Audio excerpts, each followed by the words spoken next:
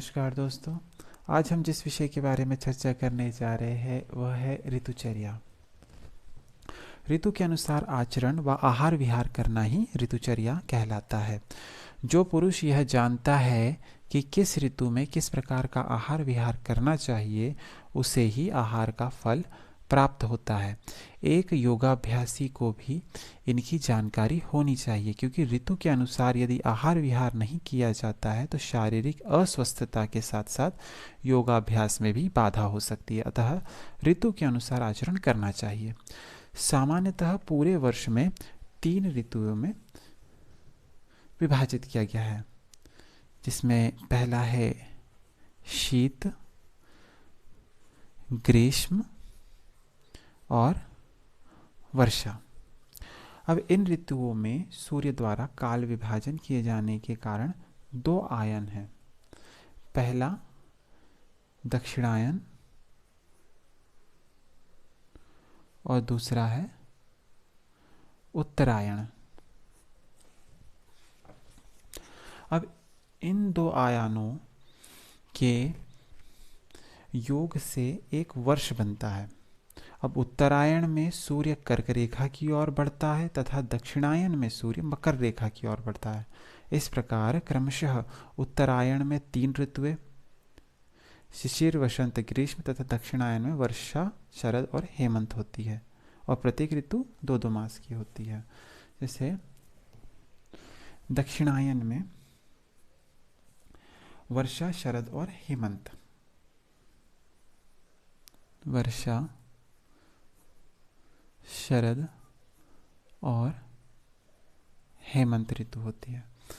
और उसी प्रकार उत्तरायण में होती है शिशिर, वसंत और ग्रीष्म, और ये प्रत्येक ऋतु 2-2 माह की होती है। अब उत्तरायण काल की हम कुछ विशेषताएं जान लेते हैं। तो इस समय सूर्य बली होता है, उसकी किरणों में तीक्ष्णता आ जाती है, अतः शरीर के जलीय अंश का शोषण होता है तथा जलीय अंश ग्रहण करने की शक्ति में वृद्धि होती है। सूर्य पृथ्वी के सौम्य अंश को शोषित करता है, जिससे प्राणियों के बल में कमी आती है। सूर्य की किरणों का प्रभाव वायु पर भी पड़ता है, जिससे वायु तीक्ष्ण व रुक्ष हो जाती है। वायु की गतिशीलता बढ़ती है। प्राणियों व औषधियों में सौम्य अंश का शोषण होने के कारण इनमें कटु, तिक्त व कसाय रस की वृद्धि होती है, जिससे प्राणियों का बल क्षीण होता है। अब हम दक्षिणायन काल की कुछ विशेषताएं जानते हैं। तो इस काल में सूर्य का बल कम होकर चंद्रमा की बहुतायतता के प्रभाव से प्राणियों के सौम्य अंश में वृद्धि होती है, जिसके फलस्वरूप प्राणियों के बल में भी वृद्धि होती है। वर्षा के जल से पृथ्वी का संताप दूर होता है। इससे वनस्पतियों में स्निग्ध रसों की वृद्धि होने लगती है। अम्ल, मधुर व लवण रसों में वृद्धि से मनुष्य का बल बढ़ता है। अब ऋतुओं संबंधी आचरण की हम कुछ नियमावली देख लेते हैं। तो सर्वप्रथम हम देखेंगे हेमंत ऋतु।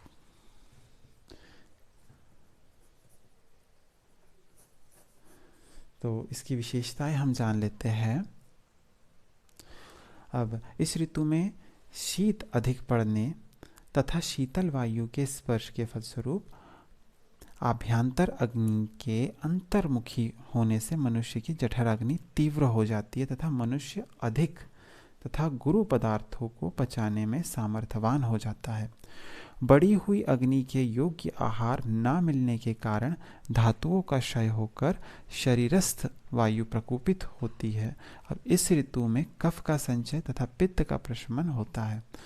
यह उत्तम बल वाली ऋतु कहलाती है। जठराग्नि समस्त शरीरस्थ अग्नियों को सक्रिय कर धातुओं का निर्माण करवाती है तथा शरीर का बल बढ़ता है। अब आहार के बारे में जानेंगे। तो आहार जो है हमें हेमंत ऋतु में गुरु पदार्थ व स्निग्ध आहार, अम्ल व लवण रसीय आहार्य द्रव्यों का सेवन करना चाहिए, जैसे दूध से बने पदार्थ, गुड़, शक्कर, घी, तेल से बने पदार्थ, नए चावल, गर्म जल इत्यादि। अब विहार के बारे में जानेंगे तो इस ऋतु में तेल की मालिश, उबटन, सिर की तेल मालिश, धूप सेवन, गर्म गृह में निवास, गर्म वस्त्रों का पहनना, रजाई व कंबल का प्रयोग इत्यादि आचरण करने चाहिए। अब उष्ण द्रव्यों का सेवन व लेप करना चाहिए। अब इसमें निषेध क्या है? तो निषेध है लघु तथा वातवर्धक द्रव्य जैसे कि जौ तथा अन्य शीतल आहार, सत्तू इत्यादि का सेवन नहीं करना है। आवश्यकता से कम भोजन करना भी निषेध है क्योंकि वात दोष प्रकोपित होता है। अब दूसरी जो ऋतु है वो है शिशिर।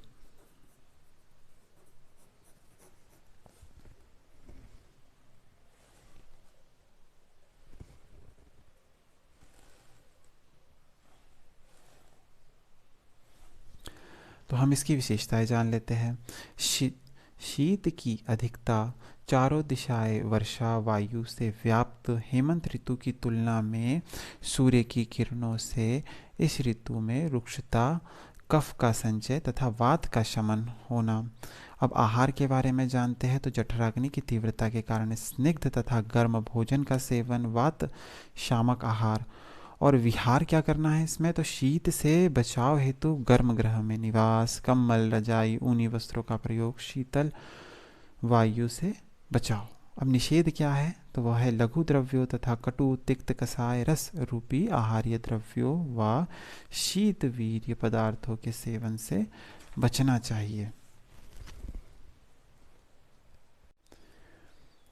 अब तीसरी ऋतु है वह है वसंत।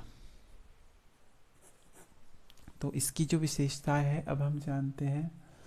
तो दक्षिणी दिशा की वायु का चलायमान होना, सूर्य की किरणों में तीव्रता, दिशाओं का निर्मल हो जाना, मौसम सुहावना अनुभव करना, हेमंत ऋतु में संचित हुए कफ वसंत ऋतु में सूर्य की किरणों से प्रेरित होकर जठराग्नि को मंद करता है तथा कफ का प्रकोप व कफ संबंधी रोग होते हैं।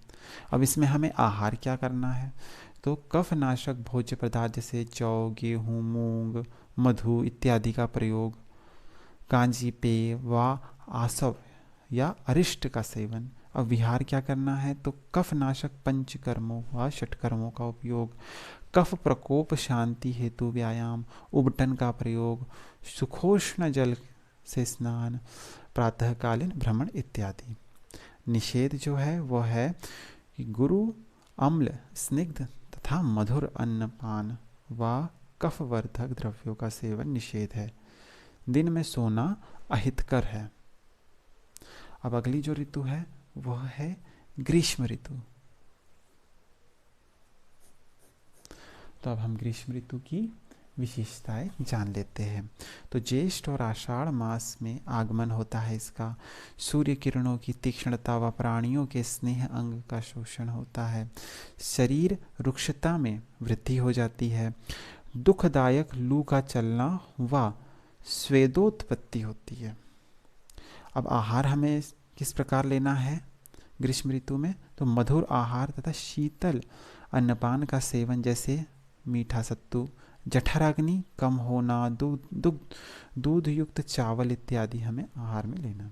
अब विहार की जो बात की जाती है वह है दिन के समय शीतल ग्रह, पंखे, एसी, कूलर इत्यादि शीतल वायु का सेवन, रात्रि में चांदनी से शीतल हुए हवादार छत पर सोना, शरीर पर चंदन का लेप करना।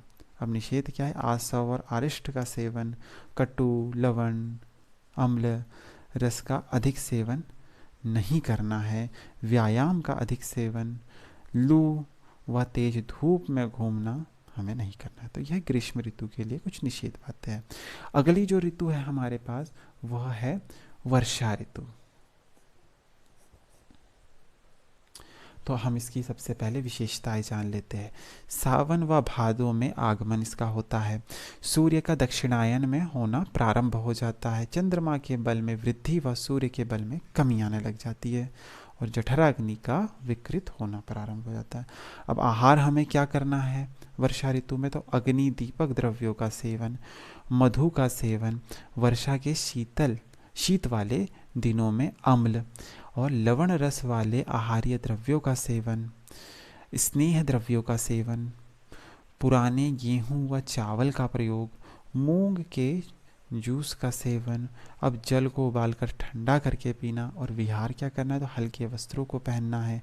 चंदन आदि सुगंधित द्रव्यों का उपटन हमें लगाना है। निषेध क्या करना है? तो सत्तू सेवन, दिन में सोना, ओस में सोना व घूमना, नदी जल पीना और धूप सेवन, अत्यधिक व्यायाम हमें नहीं करना है वर्षा ऋतु में। अब अगली हमारे पास ऋतु है अंतिम, शरद ऋतु। तो शरद ऋतु की हम कुछ विशेषताएं जान लेते हैं। अब क्वार और कार्तिक मास में इसका आगमन होता है। मध्यम बलि की ऋतु होती है। सूर्य पिंगल वर्ण तथा उष्ण स्वच्छ आकाश युक्त सुहावना मौसम होता है। सूर्य की किरणों के प्रभाव से बरसात में संचित पित्त कुपित होना और अतः पित्त शामक आहार का सेवन हमें करना है। तो आहार किस प्रकार का लेना है हमें शरद ऋतु में? तो भूख लगने पर रस में मधुर, गुण में लघु, शीत वीर्य पदार्थ का अन्नपान करना है। पित्त शांत हेतु विरेचन बस्ती का प्रयोग करना है। गेहूं जौ चावल का सेवन करना है। और विहार हमें क्या करना है? रात्रि के प्रारंभ में चंद्रमा की शीतल किरणों का सेवन करना है। नियमित तेल मालिश तथा व्यायाम प्रातःकालीन व सायंकालीन भ्रमण करना है। अब इसमें निषेध क्या है? तो धूप का सेवन, वसा, तेल, जलीय जीवों का मांस, छार, दही का सेवन, दिन में सोना और पूरब की हवा में सोना हमें निषेध करना है। अब हम कुछ अन्य विषयों के बारे में जानेंगे जो ऋतुचर्या से जुड़े हुए हैं। तो सर्वप्रथम हम जानेंगे कि ऋतु संधि क्या होती है। ऋतु संधि अब व्यतीत हो रही ऋतु के अंतिम सप्ताह तथा प्रारंभ हो रही ऋतु के प्रथम सप्ताह की समयावधि को ऋतु संधि कहते हैं। इस काल में जाने वाली ऋतु की विधि का त्याग व नवीन ऋतु का आचरण क्रम पूर्वक पदांशित विधि से करना चाहिए ताकि सहसा त्याग व प्रयोग से रोग की उत्पत्ति ना हो सके। अब हमें एक अन्य विषय है जो है ऋतु हरित की। अब हम इसके बारे में जान लेते हैं। तो स्वास्थ्य बनाए रखने हेतु ग्रीष्म ऋतु में हरितकी का प्रयोग गुड़ के साथ, वर्षा में सेंधव के साथ, शरद में शर्करा के साथ, हेमंत में शुंठी के साथ, शिशिर में पीपली के साथ तथा वसंत में मधु के साथ प्रयोग करना चाहिए। अब हम एक अन्य विषय के बारे में जानेंगे कि ऋतुओं में निर्दिष्ट आहार द्रव्य, ऋतुओं में आहार द्रव्य हम किस प्रकार का सेवन करें, तो इसके बारे में हम जानते हैं। तो यदि शीत और वर्षा ऋतु में मधुर, अम्ल, लवण युक्त आहार्य द्रव्यों का सेवन करना चाहिए। बसंत ऋतु में कटु, तिक्त, कसाय युक्त आहार्य द्रव्यों का सेवन करना चाहिए। ग्रीष्म ऋतु में मधुर द्रव्य युक्त आहार्य द्रव्यों का सेवन करना चाहिए। शरद ऋतु में मधुर, तिक्त, कसाय युक्त आहार्य द्रव्यों का सेवन करना चाहिए। और शरद और वसंत ऋतु में हमें रुक्ष द्रव्य युक्त आहार्य द्रव्यों का सेवन करना चाहिए। ग्रीष्म और शरद में हमें शीत द्रव्य युक्त आहार्य द्रव्यों का सेवन करना चाहिए। तो इस प्रकार हमने जाना कि ऋतुचर्या क्या है। आशा करते हैं आपको हमारी वीडियो पसंद आई होंगी। आपके सुझाव हमें कमेंट्स बॉक्स में लिख सकते हैं आप। तब तक के लिए धन्यवाद। ओम शांति।